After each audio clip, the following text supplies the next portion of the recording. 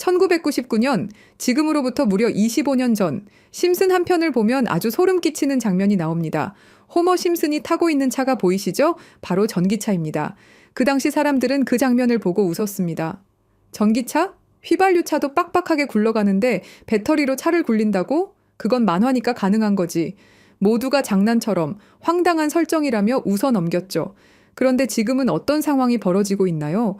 2020년 한 해 동안 테슬라 주가는 무려 743% 폭등했습니다. 말 그대로 상상도 못한 기적 같은 숫자죠. 그리고 그 주인공 일론 머스크는 순식간에 세계 최고 부자가 되어버렸습니다. 만약 1999년에 누군가가 앞으로 20년 뒤엔 전기차 회사가 세계 자동차 산업을 뒤집고 그 회장의 재산이 전 세계 1위가 된다라고 말했다면 아마 사람들은 이렇게 말했을 겁니다. 야, 그건 영화나 애니메이션에서나 가능한 소리야. 그런데 심슨은 이미 그걸 보여줬던 겁니다. 심슨을 보고 테슬라를 샀던 초기 투자자들은 부자가 됐죠. 더 놀라운 건 거기서 끝이 아니라는 겁니다. 심슨은 자율주행 기능까지 등장시켰습니다. 운전대에 손을 얹지 않고 차가 스스로 도로를 달리는 장면. 1999년에 그걸 본 시청자들은 황당해서 피식 웃었겠죠. 야, 차가 알아서 운전한다고? 그럼 운전면허는 뭐 하러 따? 하지만 지금 우리는 매일 뉴스에서 봅니다. 테슬라 오토파일럿, 구글 웨이모, 애플카 프로젝트. 실제로 자동차가 스스로 운전하는 시대가 눈앞에 다가온 겁니다. 만약 그 시절 누군가가 앞으로는 사람이 운전대를 잡지 않아도 된다. 차가 알아서 길을 찾는다고 말했다면 주위 사람들은 그를 정신병원으로 보냈을지도 모릅니다. 그런데 심슨은 이미 그 장면을 그려냈습니다. 여기서 끝이 아닙니다. 심슨은 단순히 전기차와 자율주행만 보여준 게 아니라 심지어 충전소 부족 문제까지 다뤘습니다. 호머가 전기차 충전소를 찾아 이곳저곳을 헤매는 장면이 나옵니다. 당시에는 그냥 웃긴 에피소드였죠. 하지만 지금 전기차 오너들, 특히 테슬라 차주들이 가장 크게 공감하는 불편이 뭡니까? 바로 충전소 부족입니다. 심슨은 무려 22년 전에 지금의 현실을 거의 똑같이 농담처럼 보여준 겁니다. 지금 전 세계 자동차 산업은 빠르게 바뀌고 있습니다. 테슬라뿐만이 아닙니다. 폭스바겐, 벤츠, 현대, 토요타까지 내연기관차 대신 전기차로 방향을 틀고 있습니다. 이미 여러 나라가 공식적으로 발표했죠. 2030년 이후에는 내연기관차 판매를 아예 금지한다. 이제 휘발유차는 점점 박물관으로 들어갈 운명이 된 겁니다. 다시 말해 심슨이 그려냈던 상상 속 장면이 이제는 국제정책이 되고 인류의 생활 방식 자체를 바꿔버린 겁니다. 여러분, 여기서 중요한 질문을 던져봅시다. 이게 단순한 우연일까요? 아니면 정말 미래를 예언한 걸까요? 심슨은 1999년에 전기차, 자율주행, 충전소 문제를 이미 보여줬습니다. 그리고 그 모든 건 지금 우리의 현실이 되어버렸습니다. 그렇다면 아직 펼쳐지지 않은 심슨의 장면들, 아직 오지 않은 예언들은 과연 무엇일까요? 왜냐하면 심슨이 남긴 가장 충격적인 미래 예언은 따로 있기 때문입니다. 여러분, 지금부터 제가 말씀드릴 이야기를 듣고 나면 밤에 잠이 오지 않을 겁니다. 34년 동안 방영된 한 애니메이션이 우리의 미래를 정확히 예측해왔다는 사실, 혹시 믿으실 수 있나요? 더 소름 돋는 건 이 애니메이션이 지금 우리에게 말하고 있는 것들입니다. 비트코인, XRP, 시바이누, 그리고 아직 공개되지 않은 어떤 코인에 대한 이야기까지 말이죠. 과연 이것이 우연일까요? 아니면 정말로 심슨의 제작진들이 미래를 내다보는 특별한 능력이 있는 걸까요? 지금부터 그 충격적인 진실을 파헤쳐 보겠습니다. 1989년 12월 17일 한 가족의 이야기가 시작됩니다. 그 누구도 몰랐죠. 이들이 미래를 내다보는 예언자가 될 줄은 말입니다. 하지만 34년이 지난 지금 우리는 알고 있습니다. 심슨이 단순한 애니메이션이 아니라는 것을요. 2000년 심슨 가족에서 리사가 대통령이 되어 트럼프 대통령이 남긴 예산 위기를 물려받았다고 말했습니다. 당시 트럼프는 단순한 부동산 사업가였죠. 그런데 16년 후 2016년 실제로 대통령에 당선되었습니다. 이것만이 아닙니다. 심슨은 매트릭스4 제작, 레이디 가가의 슈퍼볼 공중 퍼포먼스, 화상통화 기술, 애플워치까지 예측했습니다.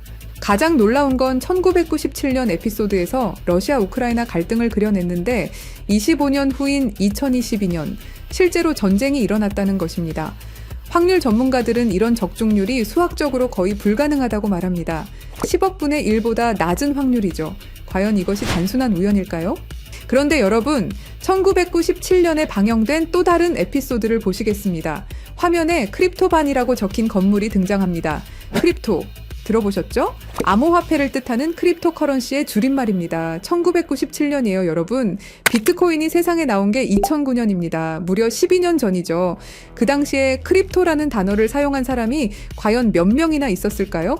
더 놀라운 건 같은 에피소드에서 인터넷 쇼핑, 화상통화, 스마트 디바이스까지 모든 게 현실이 됐다는 겁니다.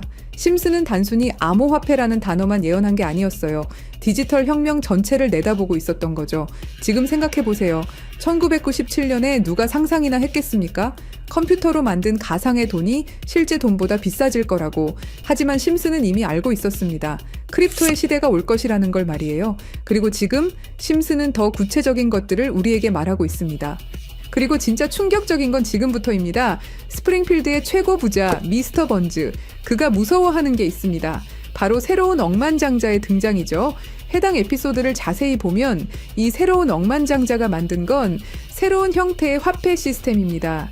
기존의 은행 시스템을 완전히 뒤바꿀 수 있는 혁신적인 기술이라고 묘사되어 있어요. 더 구체적으로 들여다보면 이 시스템의 특징들이 나옵니다. 은행의 핵심 기능인 거래 기록 보관, 자금 이체, 신용평가 등을 모두 디지털화하고 자동화한다는 설정이죠. 이게 뭘 의미하는지 아시겠죠? 바로 블록체인 기술입니다.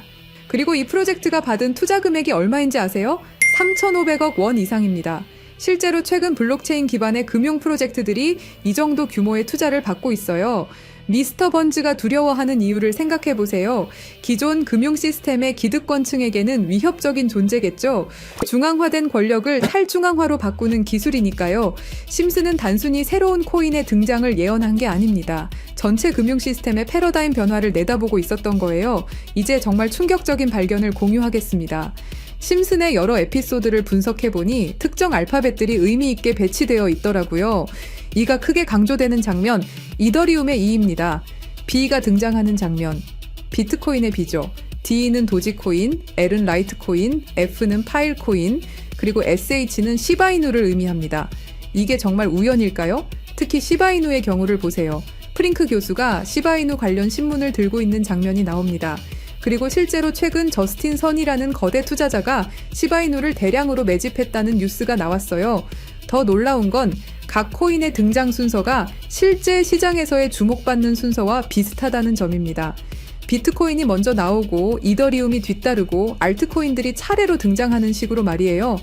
그리고 여기 밑에 다 풀어놓은 방정식의 마지막 퍼즐 Q, E, W, 저는 지금 이 부분에 집중해 볼 필요가 있다고 생각합니다.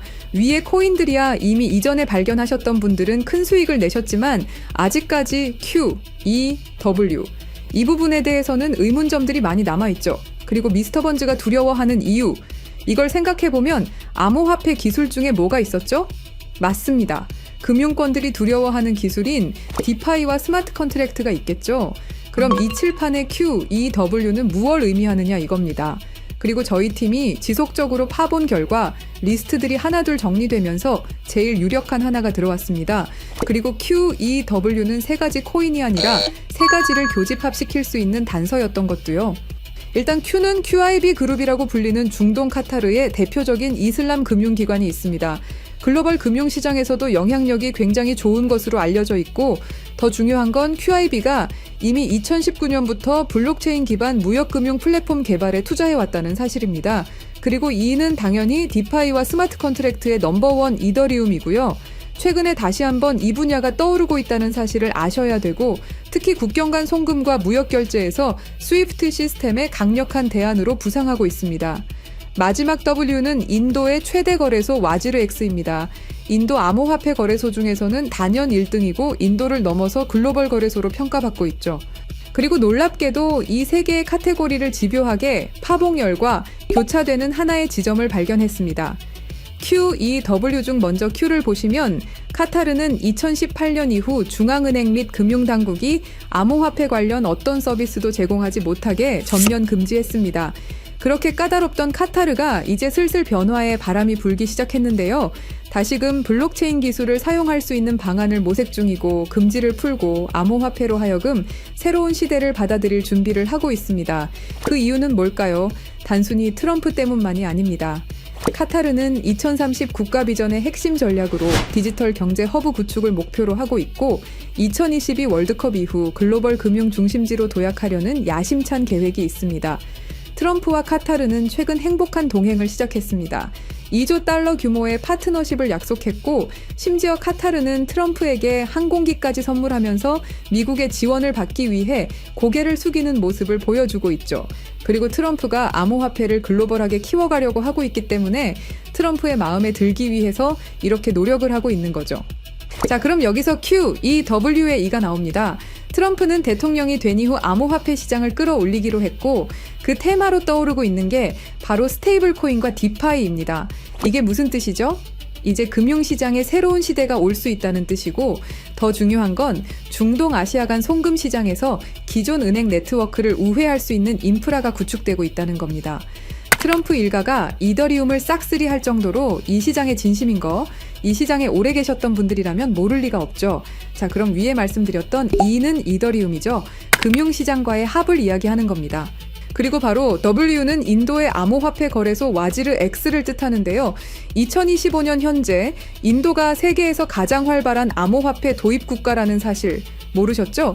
인도 내에서 이더리움은 가장 많이 사용되는 암호화폐 중 하나이고 디파이, 스마트 컨트랙트 등 다양한 분야에서 실질적인 활용이 이루어지고 있고 특히 인도 정부가 추진 중인 디지털 루피와의 연동을 위한 테스트베드 역할을 하고 있습니다. 그런 인도의 최대 거래소가 와지르 X입니다. 그리고 이 모든 걸 이어주는 하나가 더 남아 있습니다.